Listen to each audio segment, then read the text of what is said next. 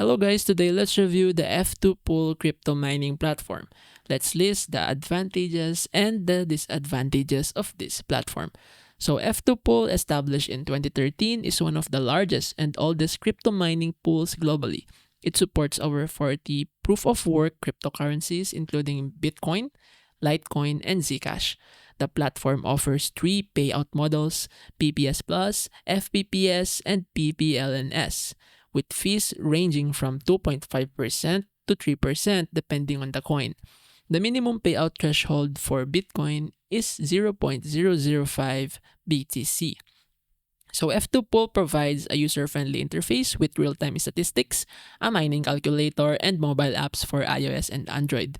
These tools allow miners to monitor their hash rate, earnings, and worker performance efficiently.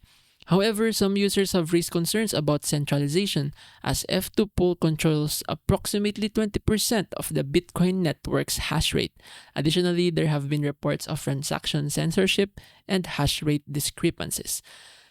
In summary, F2Pool offers a robust and feature-rich mining platform suitable for both beginners and experienced miners.